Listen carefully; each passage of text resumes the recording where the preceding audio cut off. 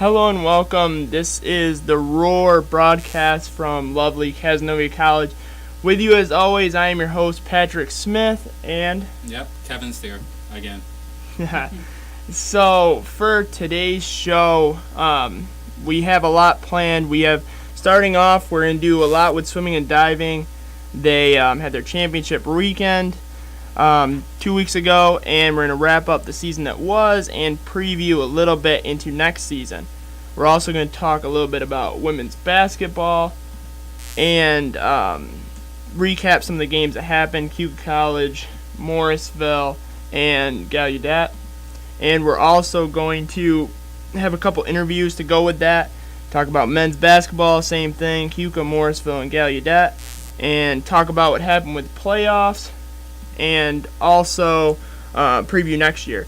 But before we begin, we have one of the champions from Battles of the Airband that happened last weekend on this campus in to talk about what it means to be a champion on this campus. So we're going to have our first break and then get right into the interview. So stick around.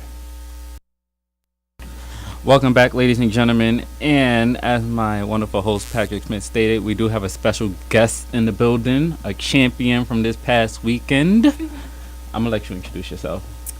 My name is... No, stop. I'm just kidding. It's Tati, you guys. It's me. Yeah, so Tati, what's your major? What's your year? Okay, I'm going to leave the year out of it. I study fashion merchandise. Oh, so you like in that diva arena. You know what? I hate to say it, but it's true. Okay, Tati. So this past weekend, we had a very big event on our campus, Battle of the Airbands, which comes once a year. Once a year. And you're a seasoned competitor. And this year... You know, I am. This year. Year. Is this your first time winning? No, actually, I won my freshman year. I won small bands first place. And then last year, my junior year, I won third place in big bands. And that really hurt me. It's a stab to my pride. And this year you got one for small bands and big bands. I literally made the winning a championship. Oh, okay. It's never been done. All right. So basically you at the top. I am, and it's lonely up here, I tell you that. So did you have a good experience going at Airbands? I mean, you obviously went back multiple times and have won on multiple occasions. Yeah. Like, how was this one different compared to all the other ones? You know what? Everything was just not working in my favor. Like, I always practice for Airbands. This is my thing. This is my bread and butter. Like, you know, the lacrosse team practices, the diving team practices. This is what I practice. I practice to be on stage. Whether I'm in the shower, like, that was a full-out concert. Actually, it was the start of my world tour in my mind. So I'm just like, you know, I got to really give it everything I got, and I really got to come out of my element and just be great. And that's always what I want to do. I just want to be great. And I feel like I just brought a lot of energy to the stage. I feel like it's not always necessarily the music I pick, but it's just like, how am I portraying this on stage? Because I can do, I don't know, Mary Had a Little Lamb. If I kill that, that's great. Or I can do something like complicated or emotional, like a Whitney Houston song, and just not have any soul to it. So it's just like what I was bringing to the stage. But everything was going wrong. One of my band members couldn't do it. I switched it up at the last minute. My wig fell off. I put it back on. It still fell off. I was just so deep in the moment that I'm just like, you know what? I don't care what I break, what I hurt, if I fall. They're going to know who I am by the end of this 3 minutes. Oh, gosh. The wig came off. Like, did you recognize when it fell at first? Or was it just like, you know it fell and you just didn't know? And then you was just like, oh. I have a big head. And I suffer from big head syndrome, and I didn't feel it, so I just kept singing or lip syncing, and then I was walking and I felt something like by my feet, but I didn't want to look down, and I heard everyone laughing. I'm like, I know I'm good, but I'm not that good. And I looked down, and Bertha was on the floor, face down. Gotta name your wigs. They only do right if you name them. So Bertha, she wasn't feeling me that night. Okay, so what song did you perform? Because you did small bands and big bands, so... I did a mix for both. For small bands, I did a mix of I Will Survive by Gloria Gaynor, Proud Mary by Tina Turner, and Formation by Beyonce. And you did the same thing for big bands? For big bands, I did a mix of Get Low by Little John and those East Side Boys. else did I do? Sorry by Justin Bieber. Pretty sure some other songs, but I was just so focused on winning, I can't even remember. Definitely, you definitely are musically inclined. Those sound like nothing but good records. So I might have to swing by and listen to your My mix. Oh, Yes, yeah. It's good times. DJ Tati on the ones and On twos. the ones and twos. So what made you choose those songs going in? Because I mean, this is like you said you wanted to go in this year, get that Right. W. So I know when you started, Mhm. you were just like, it definitely has to be those records that get people. You know, I going. went through the motions. So I planned this year's Airbands 4 years ago. Because Oh. the first time, yeah, my She been freshman plotting for so year, long, y'all wasn't even ready. wasn't ready at all. You guys didn't have a chance. I have to give it to all my competitors, but you really didn't have a chance. This was in the making long ago. I went through the motions. I wanted to do Michael Jackson versus Janet Jackson, and then someone ended up doing like a Michael Jackson mix. I'm glad I didn't do that. I went to do something like Bollywood inspired. Someone ended up doing that. And I wanted to do like a throwback 90s R&B hip hop. Someone ended up doing that. You went to jam. So I'm like, you know, every year I do Beyonce, and you know, people know me as B for the most part. Do not say anything else about that. I'm kidding. But you know, people know me as B, or I pretend to be B as much as I can, and I'm just like, you know, I need to go out as Beyonce. I came in as Beyonce, I need to leave out as Beyonce.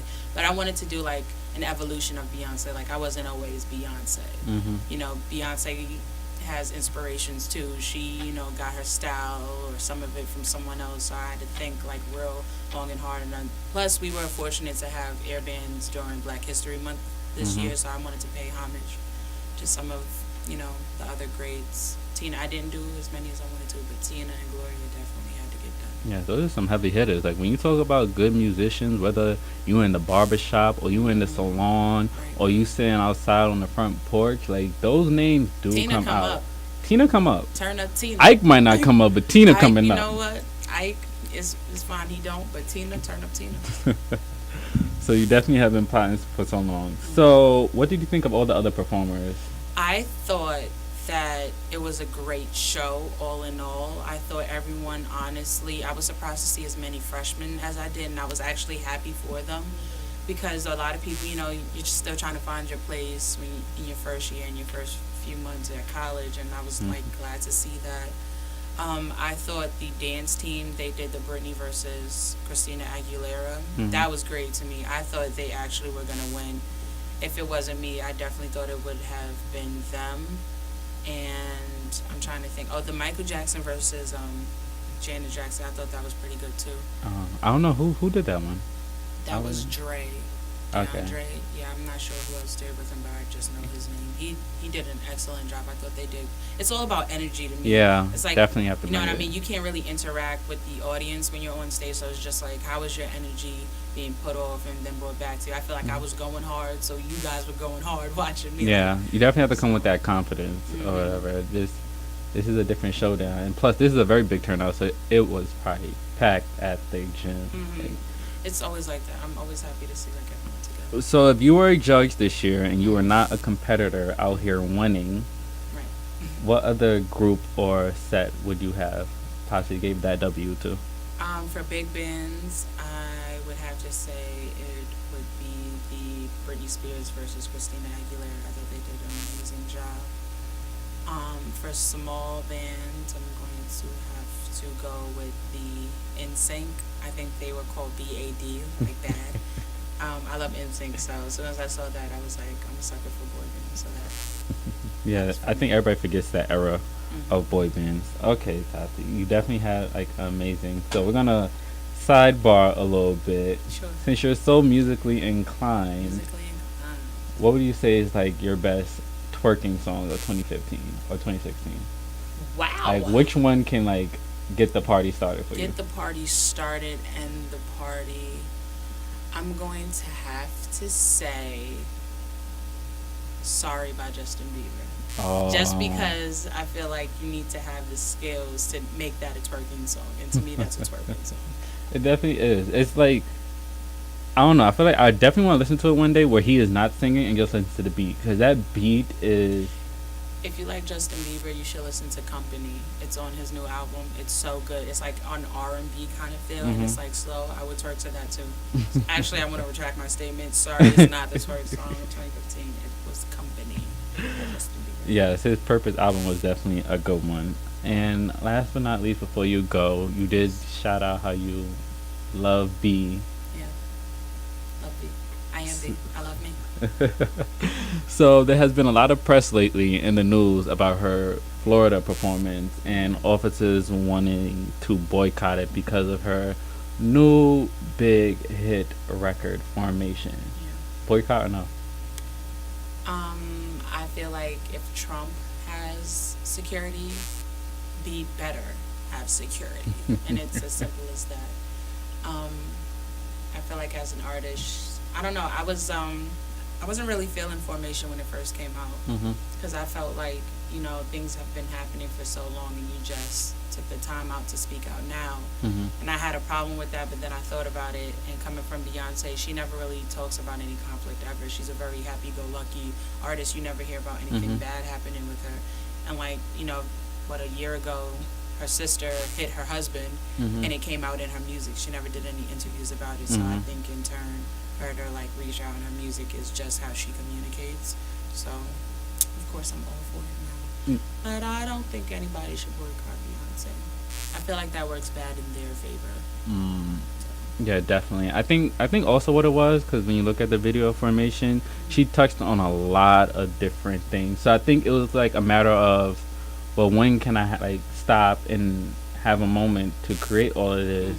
I mean, it was like 3 different sets of. Yeah, and it's just like, it wasn't about like police brutality. Yes. Or the first thing that was touched on was what happened in New Orleans. Yeah. And it's just like 10 years or 12 years after Katrina, people still can't go back in their houses. Nope. So that politically bothers everyone. Yeah. No matter what side of the pole you stand on. So it's just like, if we're nitpicking at certain things certain people say, let's start with the root of the problem. Why would she say that? Well, 10 years later, people are still not back in their homes. There's boarded up communities, and that's a big deal. So Definitely. I think that's why a lot of people still respect B. I know I definitely do. Oh, thank because you. I appreciate that. Mrs. Beyonce Knowles Carter, I meant. Yeah. Me. She definitely always leaves it for the music, and I think a lot of artists start off by doing that, whether it's like their love life, their happy life, but definitely B sticks to it and There's doesn't. a time and place for everything. Yep, definitely. As an artist, so thank you, Miss Tati, for coming in. I'm really happy. I grabbed Tati at the last minute at like 10 or 11 o'clock at night while she's, you know, resting on her winnings, and I harassed her to sort of come. Mixtape coming soon. Y'all heard that? Listen out for the mixtape. So, ladies and gentlemen, we're gonna go to a quick break. I want to really thank Tati for coming in on such short notice, No problem. and maybe we'll have you back, Tati. True. Welcome back, ladies and gentlemen. And now we will be talking about our swimming and diving team. Originally we were going to have a guest come in, but it's tricky sometimes getting these wonderful student athletes, because although we definitely like to touch on their multiple accomplishments and achievements in their sports arena, they still are Casanova College students, and they do balance both worlds very well. So hopefully next week we can get a wonderful special guest to come in. But now we're going to talk about swimming and diving and their championship that they recently won in Schneeweiser's complex athletic department on the weekend of February 12th and February 14th. Last time I sort of rushed through it, which was not very nice of me, because of so many accomplishments that they managed to achieve. It's remarkable what they were able to do. It definitely was mind-blowing to watch them win this championship, and to say I was somebody to win this championship. And as a competitor, I'm definitely looking forward to next year. So Pat, I'm just going to have you touch on what you thought about the swimming and diving meet. Well, I kind of touched on this last week when we were touching on it, but I was just in awe of the whole experience.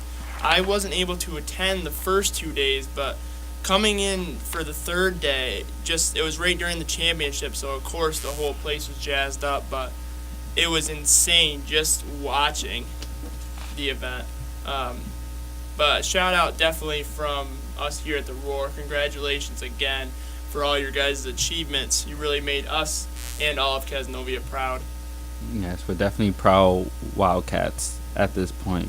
So, Pat, they earned 730 total points en route to the title, which was the most ever scored by a team, men's or women's, in the 7-year history of the conference championship meet. That's remarkable. And the runner up was Wells Express with 399. So that was I can't even say that was like in the same lane.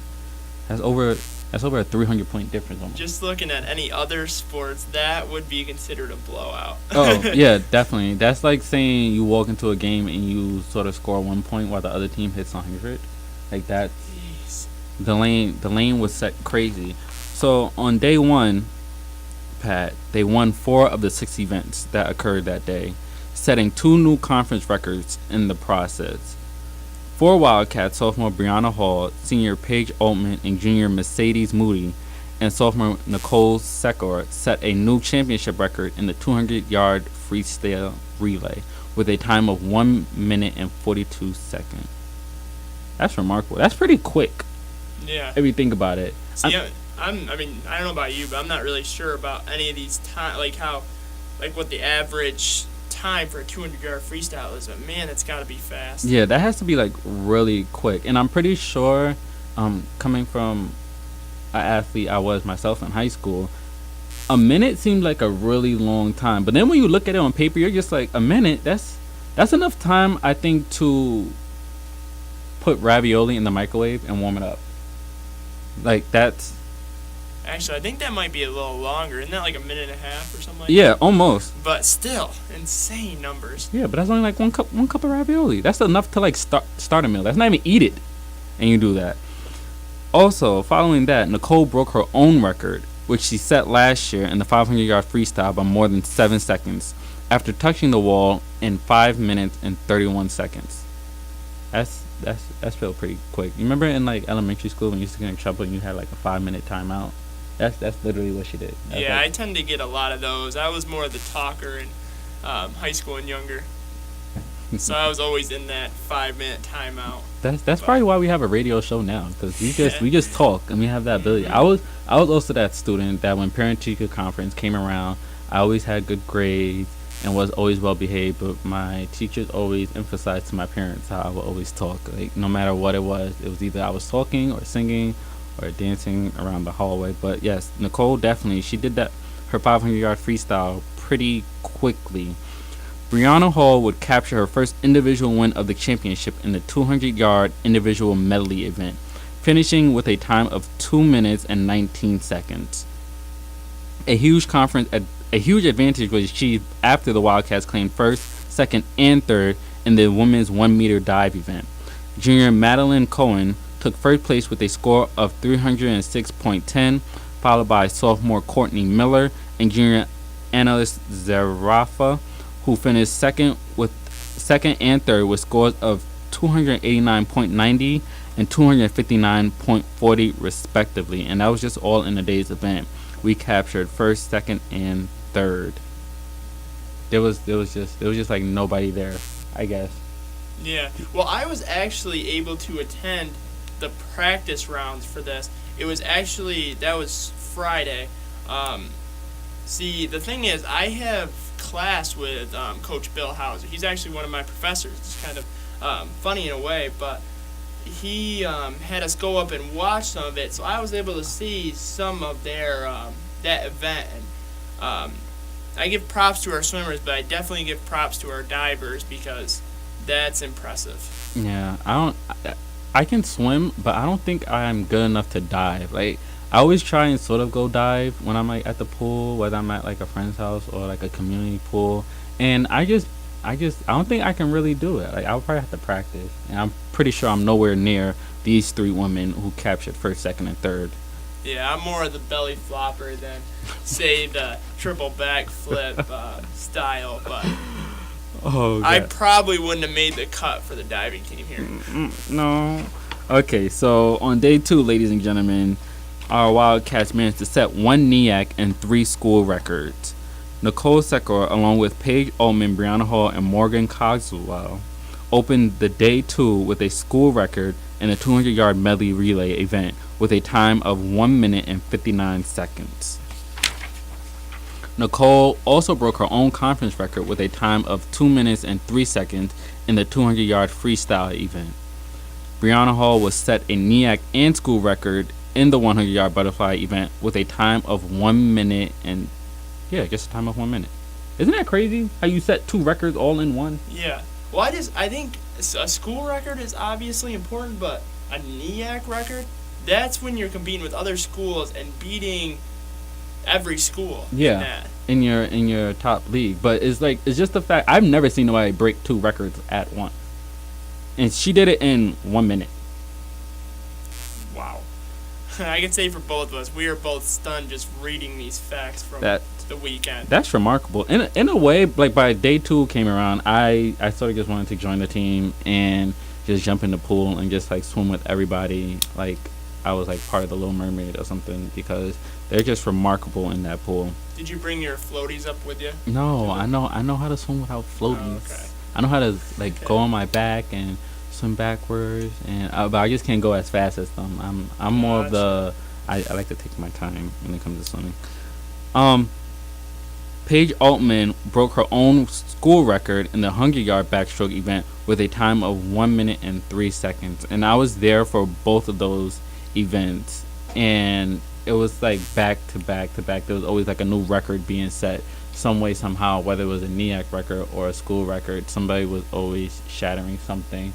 So whoever was keeping track of these records, whoever had the stopwatch and looking up other records, they did a really good job with being precise with who broke it when, what the time was, being really close with that. So props to them. Oh yeah, and definitely simultaneously, as sort of a sidebar, there were other athletes from other schools who were breaking their own records or setting their own NEAC records, and we definitely announced that and showed support to other schools. I think that's also a big part about these competitions is, yes, definitely our Wildcats and their amazing athletic ability, but also other students and recognizing them and coming with their all. The relay team of Nicole, Paige, Brianna, and Brooke Targis finished the 800 freestyle in 8 minutes and 35 seconds, shattering the previous conference record by nearly 15 seconds. So they definitely took off time there. Wildcats concluded the day with an impressive 197-point lead with a total of 454 points at the end of the day. Now, unfortunately, we don't have the records of like what other schools' scores were, but I have the strangest feeling they still were not close. No. Well, you said 197 point difference. You're looking, the next closest is in the 200 range. That's 200-300 range. That was insane. That is still a blowout in my book. No, oh, definitely. Other notable finishes for that day for the Wildcats included Brooke Devers' third place finish in the 100-yard backstroke, and Morgan Way and Mercedes Moody's fourth and fifth place finish in the 200-yard freestyle event. Wildcats Brooke Targis, Ashley Myers, and Jenny Uplinger took 4th, 5th, and 6th place in the women's 400-yard individual medley. So not only are we breaking records and setting new records, but we also have other Wildcats that are definitely doing their thing and pulling their weight in the pool. Now, on day 3 of the event, which is the final day of this wonderful championship weekend for our swimming and diving team, our Wildcats won 4 out of the 7 championship events on Sunday to help capture the title. Sophomore Brianna Hall established a new record in the 100-yard individual medley with a time of 1 minute and 3 seconds. Nicole Secor broke her own 1,650-yard freestyle event record, which she set last year at a time of 19 minutes and 52 seconds, with this year's new time being at 19 minutes and 45 seconds. That's pretty remarkable. Yeah, how do you swim over 1,000 yards in one event? Wow. I don't know. I get tired sometimes just like floating in the pool, because I'm just sort of lazy like that when it comes to the pool. Yeah. I like to tread water most of the time, but even then, you're not even getting a couple yards. So. Oh, no, definitely not. I think it's also remarkable that she broke her own record, which she set last year. So other competitors had time to better themselves the same amount of time that she had to better herself and break that record, and she just managed to do it herself. That's Yeah, congrats to her, definitely. yeah, that is definitely that remarkable. The duo of senior Paige Altman and junior Morgan Way broke the 400-yard freestyle relay record by over 5 seconds after finishing with a time of 3 minutes and 48 seconds. Yeah, terrific weekend. Actually, terrific Sunday. Definitely with the championships. I think Colin touched on a little bit. That's an even more intense day, but to finish off strong like we did, that's really impressive. Oh yeah, definitely. It's remarkable. Our female swimmers, they're just out of this world and crazy with their swimming skills. It's setting all types of new records and shattering their own records, and I think probably doing it in front of their hometown, or their home crowd is what I should say. Definitely made it all the better. Overall, over this 3-day weekend event, the Wildcats established 12 college and 8 conference records overall the course of the 3-day championship event, and are the new NEAC record holders in the 200-yard freestyle, 100-yard fly, the 500 freestyle, the 100-yard individual medley, 1,650 freestyle, 200-yard freestyle relay, 400-yard freestyle relay, and the 800 freestyle relay. Wildcats' second straight Northeastern Athletic Conference women's swimming and diving championship, and third overall. Is there anyone else who is a NEAC record holder besides Kaz, or is it all Kaz run? Because that's a pretty impressive list with, I think I count 8 or 9 of them that we have. Oh yeah, definitely. We do have. Well, I think the interesting part about a lot of these records is that some of the records that people were shooting for are also set by other athletes, and I think it's just Kaz took majority of them. I know there was a young woman whose name I unfortunately cannot remember, who was from Crest College, who set a record in her division. I think a new NEAC record in her division. But I think it's just overall, it was just all Wildcats all over the place.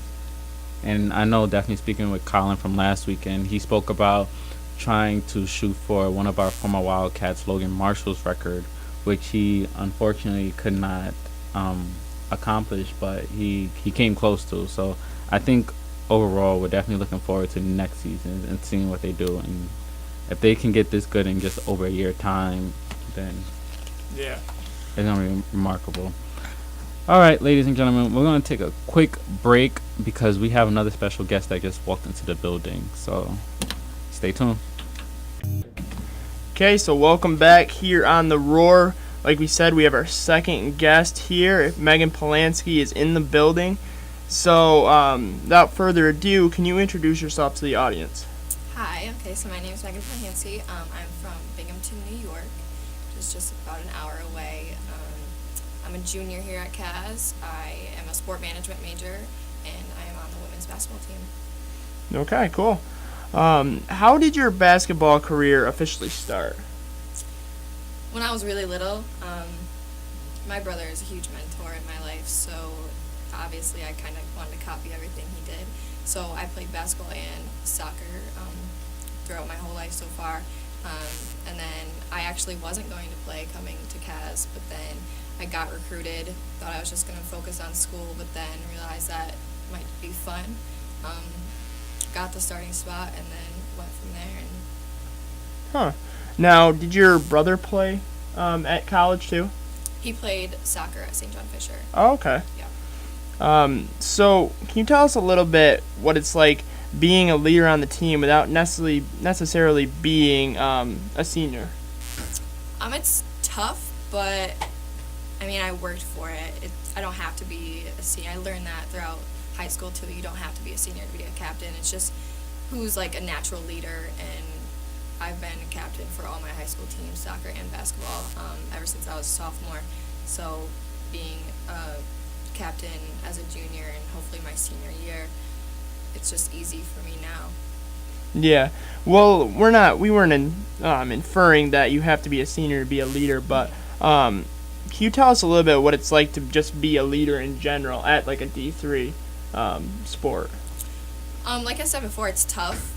You have to get all the respect from everybody, especially since you're not a senior. Like, the seniors still have to, you have to gain their respect, and even though they've been on the team the longest.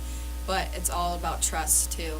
We all have to, trust each other and just be able to work everything out and just be a motivational leader on and off the court, even in classroom and everything. So, I mean, it's tough, but I definitely enjoy it. It's kind of gives me spark in the game. Okay. So, just a little tidbit for our audience is we were planning on having both Megan and Shanna Schaff come in, but with scheduling, she wasn't able to attend. But how is it like both being college roommates and teammates with a person on the team? I enjoy it. It's actually, I've had it since my freshman year. I had another recruit. I emailed her and kind of wanted to be with someone from my team from the start so that I knew and I was comfortable with it. So I was roommates with a freshman my freshman year that was on the team, and then I had 3 roommates that were also on the team last year, and we all played basketball as well. So I'm just kind of used to it. But I think it's awesome. I mean, there are times that we're just like, you know what, we're not going to talk about basketball. Let's just have some fun and talk about other things. But, I mean, it's definitely useful to come back from practice and talk about everything, especially since she was a captain.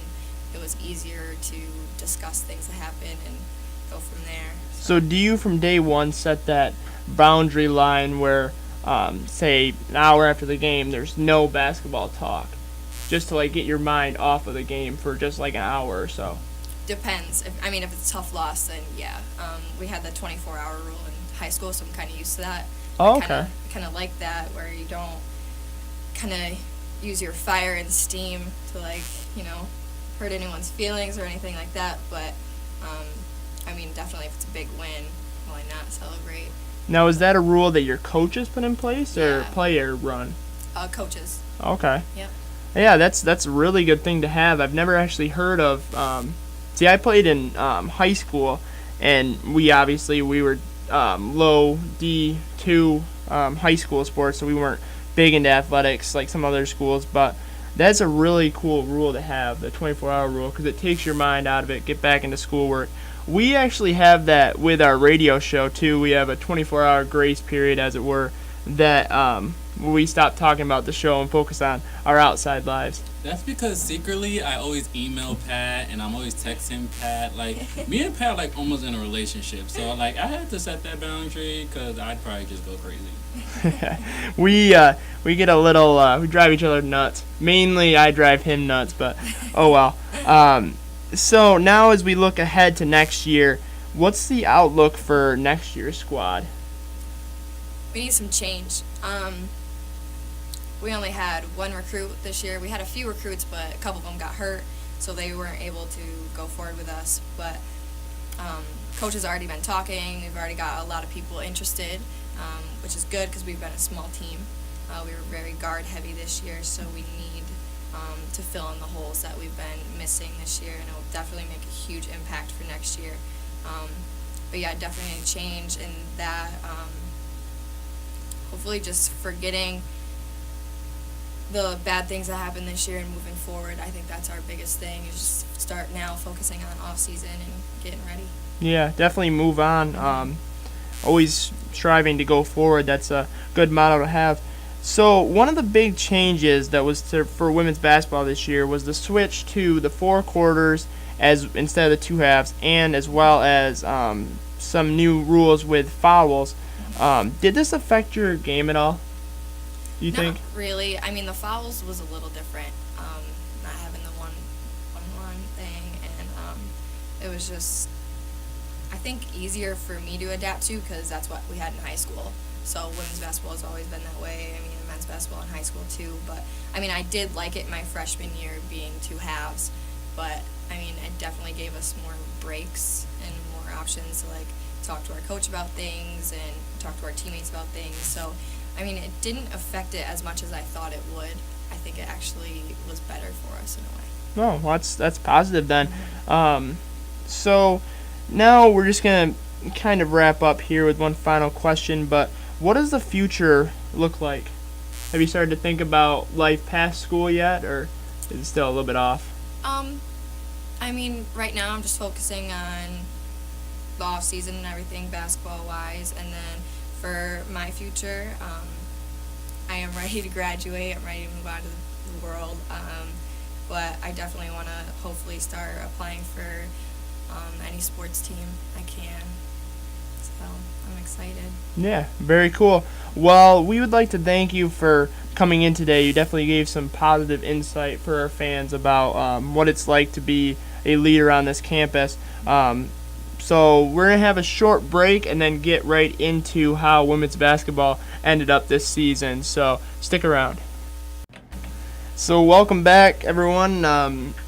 That was Megan Phalanski. Great interview. We learned a lot about women's basketball. What do you think about that interview, Kev? I thought it was amazing. Megan came in and knocked it out the park as an athlete. I feel like it's very interesting. I feel like for all of our guests that have so far come in that are athletes, because it's a little bit like more on the spot compared to when you start talking to them like after the game or like in the dining hall or something. So I think this definitely brings out a different side when we are both interviewing our athletes when they come in here. So she did an amazing job, though. I really liked that she came in. Yeah. So now as we kind of talk about how the season ended up, we were talking all the way along about how they were doing, and their record ended up being 6-19 overall, 2-16 in conference, only had a .111 win percentage in the conference, which isn't the best, but Megan really touched on they are changing for the future, so we're going to see that definitely raise here in the upcoming season. They finished 6th in the North Division with a .278 win percentage behind Huka, so they've been out of it for a little while, just to be honest. But still a terrific season, though, for our Wildcats. Some games they couldn't put together like we exactly wanted to. Do you think that record really reflects how they played? Yes and no, because I'm going to say yes for this portion, because at the end of the day, basketball is that sport where you do need that teamwork and that team communication to come through and deliver. And watching them at all of their home games, they definitely did not per se deliver on all the games like that. And the reason why I'm going to say no is because being at all those games, I've seen the potential and I've seen what they can do and I've seen the skills. It was probably just displayed more individually than group work wise. So at the end of the day, probably yes, because that is their record and that's how they're closing out their season this year. Yeah. But still, a tough season for our Wildcats, but definitely going to rebound for next year, though, so stay tuned on that. But now to talk about some of the games that happened over the past week. The first one was a game at home against Cuca. This was our senior night, so congratulations to all the seniors that were honored. I think there was 4, if I'm not mistaken, for the women. Yes, Shanna Schaff, Alyssa Connor, Dee Watson, and we have a 4th female, Jennifer DeSanto. Okay. So, yeah, congratulations to them. This game was actually, though, didn't go in our favor. It was 71-55 loss for our Wildcats. It was in front of 130 fans, so the gym was packed, but given it being senior night, that's more than likely why. Skylar Gerard had 15 points, 3 rebounds. Jennifer DeSanto had 12 points, had 3 3-pointers. She really starred on her senior night. And DeAndrea Watson, you may remember her. She was on last week's show. She had 11 points and 2 rebounds for her. Huka was led by Megan Cheeseman, who had 13 points off the bench. Some of the facts that we really picked up on when looking at the recap of this game was both second chance points and points in the paint. Huka dominated in both those areas. They pretty much tell the story of why it wasn't closer than it was. Our rebounding was not as well as it could have been on this day, but like I said, it was a tough loss. Kevin, I know you were at the game. What did you think of the whole game? This game was actually very interesting. It's probably the most different and unique one out of all of the games that I've seen them watch, probably because it was senior night. So the family members were definitely there in the building, and I definitely want to touch on DeAndrea Watson's family that was definitely in the building. They made a lot of noise, and I really wish that they would come to more of our games because unfortunately when our women basketball players play, it's not the same as the guys.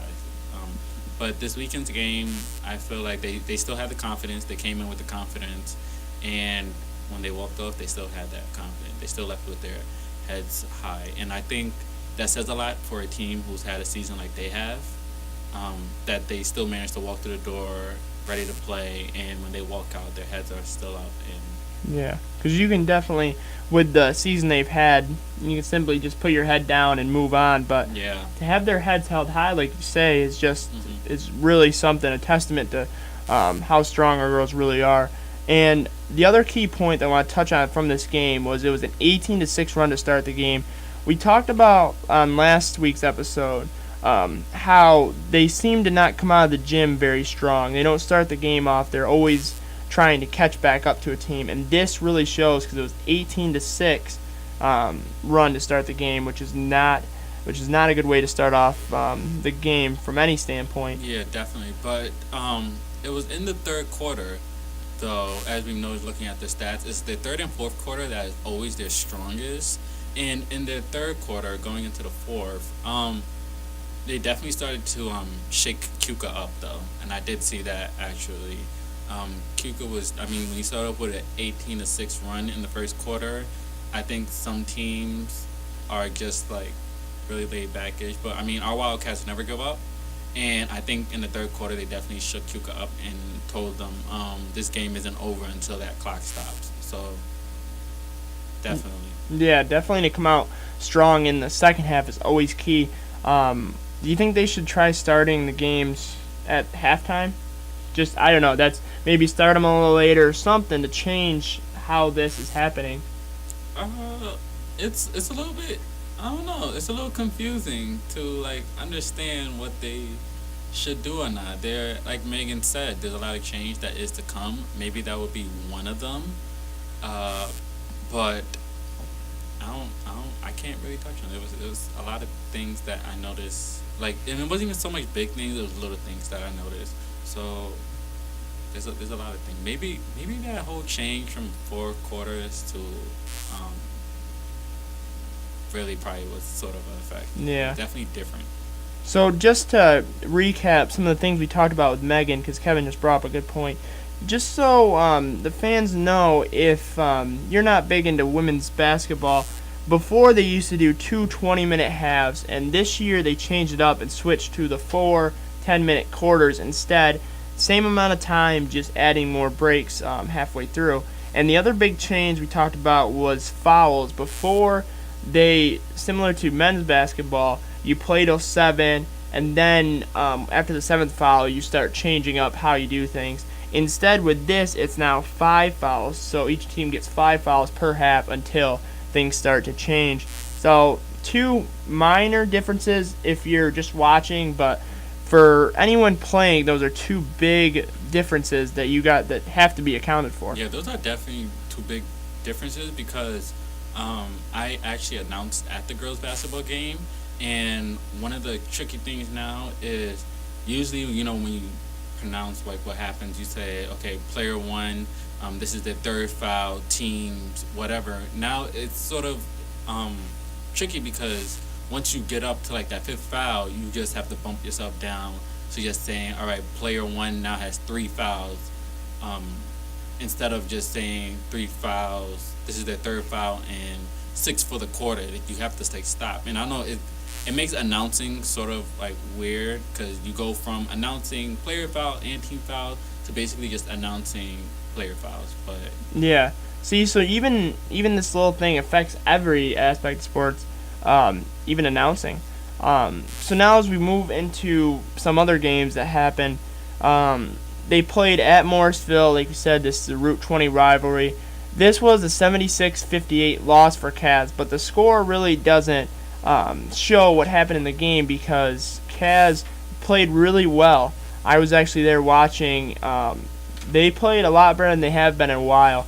And one of the testament to that was it was a 7-6 lead for Cavs to start the game. So they came out of the locker room fired up. They knew this was such a big game. They had to come out and definitely get fired up.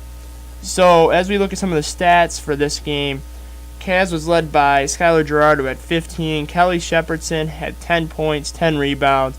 And D. Watson had 6 points and 3 steals on the day. The big story we want to talk about, though, is actually not Cavs related. This is kind of just a little tidbit to throw in. Jordan Anderson for Morrisville became the first female in Morrisville history to get 1,000 points in the game. So a quick little congratulations to her. Oh, congratulations to her. Yeah, the first female. First female.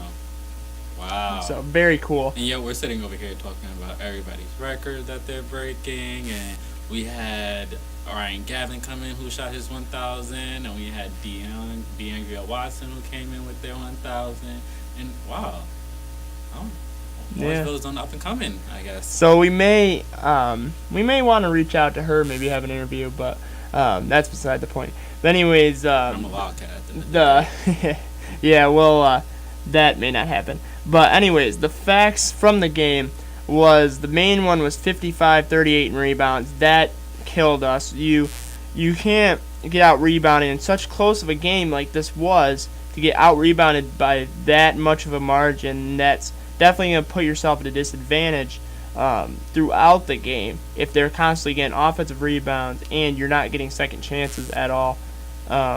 So that was probably the biggest storyline for that game, but another tough loss for our Wildcats. And then the last game we want to touch on was Gallaudet, which happened on Sunday.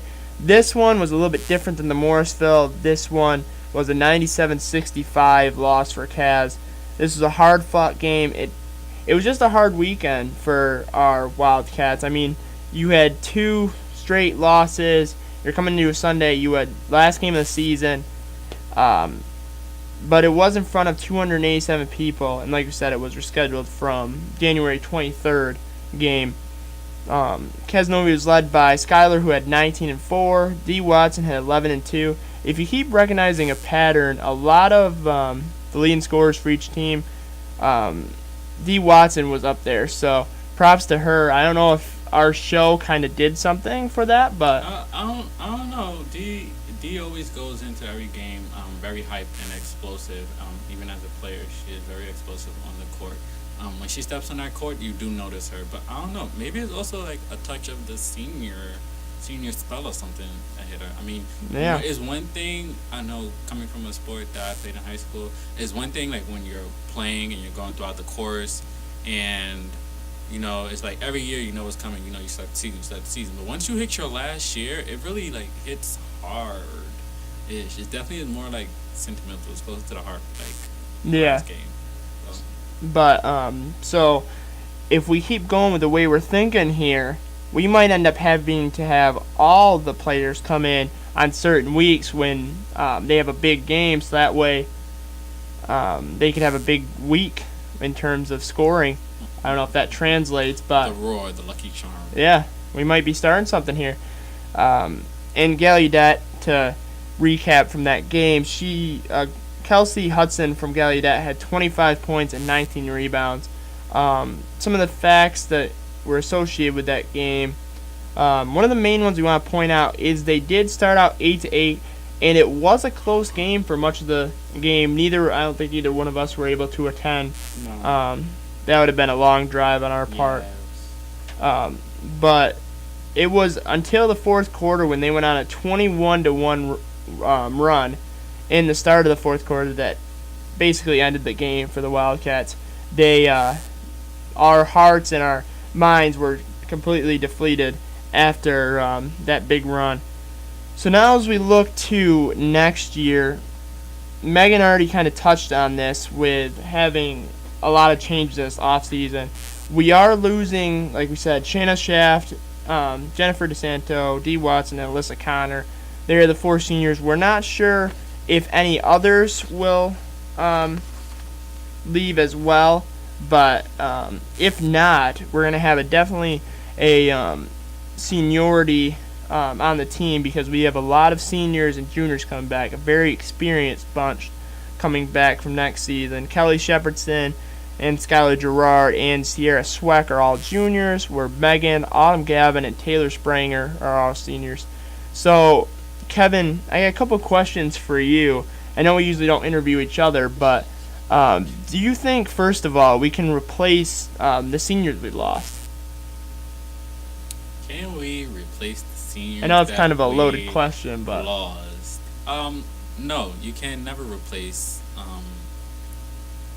people like our 4 seniors that are graduating, because at the end of the day, they'll be one-of-ones, and I'm pretty sure a lot of our athletes are going to remember them years to come as they get higher up in their grade and they start to become seniors. So you can actually never really replace a teammate per se. Miss Shanna Schaff is a one-of-one. Jennifer DeSantos is a one-of-one. D. Watson is a one-of-one. And Alyssa Connor is a one-of-one at the end of the day. So you can never actually really replace them. But definitely for freshmen that are coming in, I mean, they're going to have some big shoes, I think, to fill. It's better to say. yeah.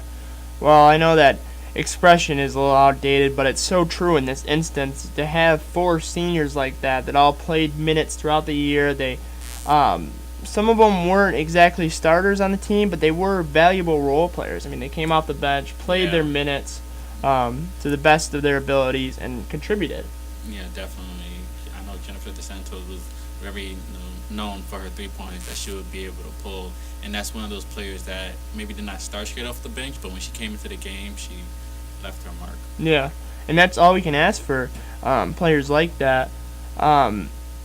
So, do you think these juniors and seniors, do you think that they can make that step to finally push us into playoffs? We haven't been in a couple of years, but do you think that they have what it takes to take hold of this team and bring it to playoffs? Yes, definitely. And I want to say that from Megan's interview, she definitely was very passionate about the change that is to come for our women's basketball team. So definitely I think our juniors are going to. And looking at this list, we have a lot of juniors that are coming in. And I mean, Megan Phalanski, she's going to be a senior next year, so I'm pretty sure that's going to play a key part in a lot of those changes. But I think it's gonna bring some new light to them. So just so everyone's aware, it is WITC 88.9 Cazenovia College, streaming from Cazenovia, New York. So now, as we sit here and wait for our next guest to show up, he is scheduled to come in at 4:15. So if you're already looking ahead, you can set your clocks ahead for that time and hear him speak. But now we're going to go a little bit into men's basketball. It's the other main important thing we want to talk about on this show today, is how they finished up, because their storyline is a little bit more drama than the women's basketball team had. They finished up 11-14 overall with a 440 win percentage and 9-8 in conference with a 528 win percentage. They finished 4th, which, like we said, the top 3 needed. In order to get into playoffs, you needed the top 3 seed. So we couldn't unfortunately get into that top 3, but we were .059 away. I think this is definitely one of those scenarios where it is like in the cartoon when the fastest animal is like running the race and then they trip at the finish line and then all the other animals come sort of past them. I think that was sort of in a weird way as to sort of word it. Like they were just short of making that cut and they just didn't make it across that line. Yeah, we were saying all along, we were filling you guys in every week. It seemed like we were saying, oh, they were 3rd place. Oh, they're 3rd place. Oh, they're 3rd place. But it just didn't work out that way. But we, our 3rd and final guest just walked into the studio here, so we're going to push back talking about men's basketball for a little bit and get him settled in here. So stick around if you want to listen. So welcome back, folks. We have Jordan Gilman in the studio. Can you first introduce yourself to the audience? All right, well, yeah, I'm Jordan Gilman. I'm a freshman here at CAS. Yeah, it's just my first year. I came from Aquinas Institute in Rochester. Okay, so tell us a little bit about how your basketball career started. I first started around 3rd or 4th grade, CYO basketball. I used to just play for a church league, and that's just really where we all get. And I played baseball and football too, and then over the years I just gradually dropped those off and just stick to basketball primarily. Gotcha.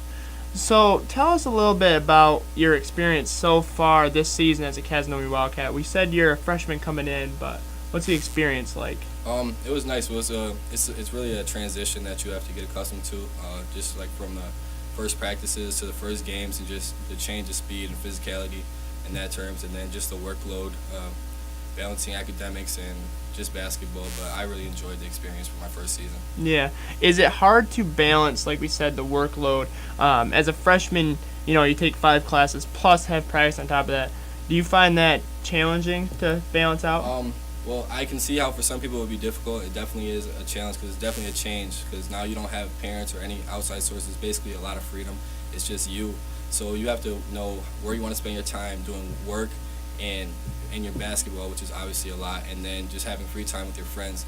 But the first semester and this next semester right now, I've been doing well, so I haven't really had any problems with it. I enjoy Yeah. Well, it's very good to hear. We like hearing that you guys are excelling in both aspects. So, tell us a little bit. We had an equine ask the same question. What's the average day in the life of a Casanova College basketball player?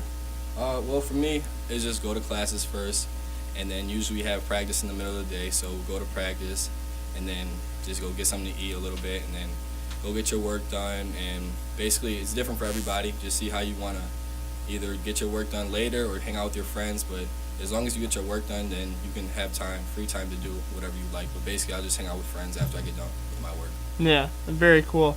So, we talked about the Route 20 rivalry a lot. What's your experience with that rivalry so far, playing in your first game with that? Well, my first season with it, it was definitely, the atmosphere was nice. That's what I noticed the most. Everybody, it was a bigger turnout for both games, and it was just the fact that we lost definitely isn't real positive, but it was good, just that atmosphere, and I definitely look forward to having more experiences playing against them and hopefully coming out with wins next time. Yeah. So you're starting to look at next season a little bit yet? Yeah, I mean, I just came from the gym, so it's the next day, basically done, and then I'm ready to play. So yeah, it's just I already know what I have to look forward to, like what I need to work on next season. I'm just trying to get started as soon as I can. Yeah. Well, yeah, it's good to hear. So now, tell us a little bit, because coming out of high school, were you recruited to come here, or? Well, yeah. Okay. Yeah, I was. Okay. So how does that? How'd you go about dealing with coming from a promising recruit out of high school to playing valuable minutes coming off the bench and still having an impact in the game? But how do you go from those two? Was it hard to transition like that? Well, yeah. Actually, in high school, I wasn't really a starter in high school. So when I came in the beginning of this season, I was starting most of the games, and then I was switched to the bench, which I didn't really mind because we started winning more. So honestly, the first priority is just I wanted to win games because we weren't starting off winning, and then we did a switch, and I came from off the bench, and then things started changing up, and everybody started playing better, and I'm definitely cool with that. As long as the team's winning, that's fine with me. It's definitely a cool mentality to have. So what does the future look like for you? I know just being a freshman now, you might not have looked at the future quite yet, but have you started to think about that? Yeah, well, I don't have everything straight planned out, and I know it's fine to not have it planned out yet, but I just want to stay on top of my schoolwork and just work with my basketball and just basically doing what I can just put myself in a good position in the future, however that may be. I don't have anything specific yet, but I'm definitely just trying to take the right steps forward in whatever way that would be. All right. Well, very cool to hear. So thank you again for coming in to speak on our show. We know it was a little bit last minute, but still thank you for coming in. So if you're interested, we're still going to talk about more Casanova men's basketball, so stay tuned. Okay, so welcome back, guys. We want to definitely thank Jordan for coming in, taking out time out of his schedule. That was a good interview. It was very well done. We give him props. That was our first freshman in the show, and he did a pretty good job. He's got a knack for it. He definitely is, and I don't know. I find it very interesting whenever we go out for these interviews. Because ladies and gentlemen, like when we say we're gonna like go on a break for 7 days, we actually just work on this for 7 days, literally straight. And going for some of these interviews is very, I feel like tricky and sort of interesting because we're also new. But I mean, everybody that's come in here has like basically I feel like enjoyed it. So yeah, that's probably why it's so fun. they weren't supposed to know that we were still working a 7-day break. That's the whole point of the break. But all right, moving on. So to talk about how the men finished up, they to get into playoffs, the whole scenario-based thing was they were the 3rd seed. Wells was 4th. Basically, if Kaz won 2 games, they were in 2 out of the last 3. If Wells won one of the 3, then they were ahead if Kaz lost all 3. So just a little bit of heads up so before we start talking about it so you know what's coming. The home game against Keuka, we won 68-60 in front of 200 fans. It's one of the most we've ever had for our senior night. Avery had 17, 6 rebounds, 2 assists, and 4 steals. Ryan Gavin had 14 points, 10 rebounds, played 40 minutes. And Will Thompson had 12, 10 rebounds, 2 blocks. The big stat that happened, though, was in the second half, me and Kevin were both sitting on the sidelines when Ryan, well, actually I wasn't, Kevin was, when Ryan took it the length of the court and slammed it home. That was wild. That was like I still sort of don't have words for that because I know Ryan. If anybody knows Ryan, talk to him or hang out with him, he is very humble, laid back, calm. I mean, a good person to be around.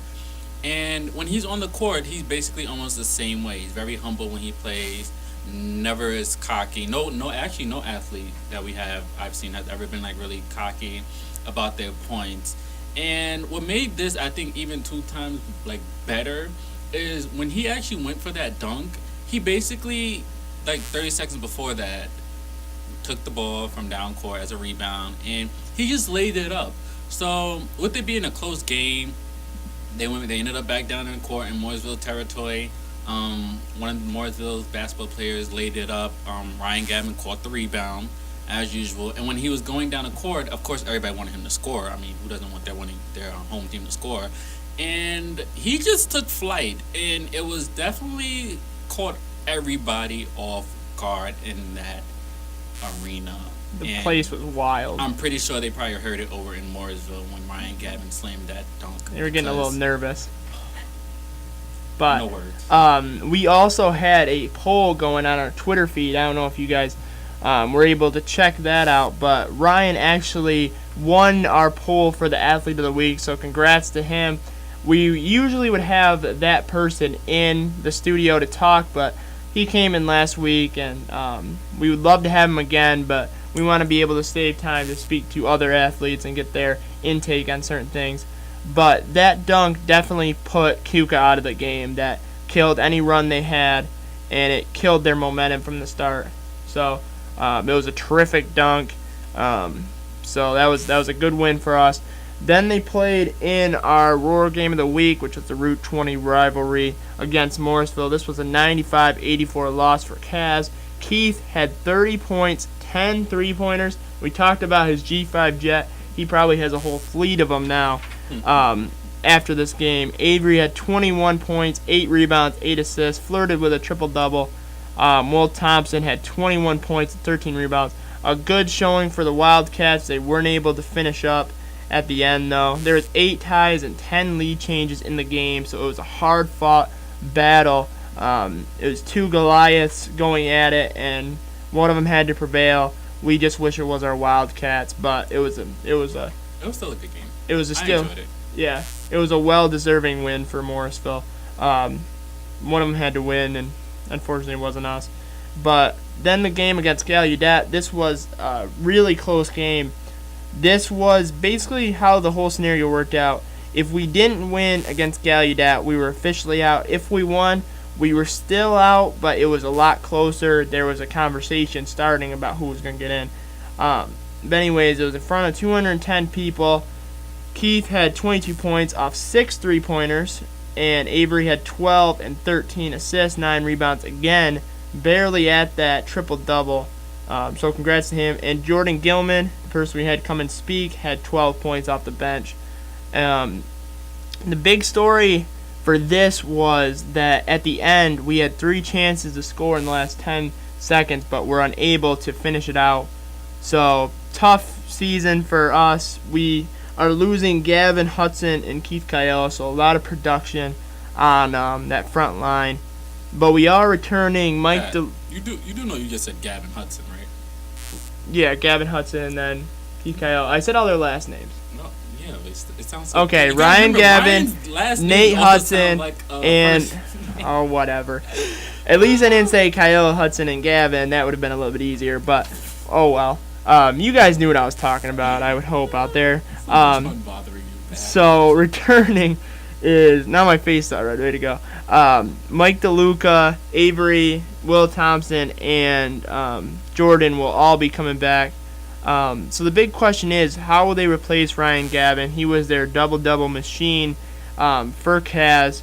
Will Avery and Will be enough to lead them to playoffs? We may have to just wait and see on that. They are definitely going to bring back a lot of talent. We hope the best for our Wildcats in that area. So now we're kind of closing up the show here. We're going to give Kevin's 30 seconds of airtime. And in the past, we've kind of let it go a little bit, but today we might have to stick it right to 30 seconds. So. Yeah, no, my last one was 30 seconds. But, being around this campus and always being on the move and run everywhere, there's a little pet peeve, that really grinds my gears, in the words of Peter Griffin. And that is when you are, holding the door for somebody and they don't say thank you. You know how irritating that is, Pat? And I'm from New York City, where every year we're usually ranked number 1 or number 2 most rudest city. And even when I'm back home, and I'm walking to a train station or getting on a bus or something, I always hold the door for my fellow passengers. But whenever I'm on campus, people just don't like to say thank you. And then I have to go find a quick corner and woo-saw for a second. So that just really ticks me off. It's not that hard to say 2 words of just thank you. Okay, or acknowledgement, because Yeah. catch somebody on the wrong day, it might not end very nicely. Maybe we should switch this time to, what really grinds my gears, going with the Family Guy theme. But thanks for that, though. That's definitely an issue that's prominent in a lot of people's minds. Note to self: always say thank you when somebody's holding the door. Especially when you Proper see manners. the Roar host and you want to hold the door for us, or we hold the door for you, either way. But anyways, now to finish up, we want to thank all of you for listening to our show. And you can also listen to this podcast on the Wildcats page. We are in the works of getting the 2nd episode up on there, and then the 3rd will be right following that. So if you can't listen in live, you can always listen on there. We also have our Twitter page. We are starting to do a poll to see who the athlete of the week is on campus. Last week it was Ryan, like we said. But if you ever want to tweet us to put in your own ideas for the show, we're always open to new ideas. We could use the help planning our shows. So Yeah, definitely. I think I'm gonna start taking music requests. there you go. And or if you want to go on our Twitter page and get hints for the upcoming shows, we haven't really done much of that yet, but we will definitely do that in the meantime. But anyways, this week we don't have a lot of games because stuff are wrapping up, but still, good luck to all our athletes. Not in the sporting event, but in classes. This is starting to gear up towards midterm week, so we wish them good luck in everything they do. So now, without further ado, we're going on a 7-minute break. We'll see you next week. 7 minutes? Or 7 days? 7 days. 7 days. So don't expect us at 4:38 to come back on. 7-day break. Will you stop that, Kevin? 7-day break. We'll see you next week. Same time, same place. See you later.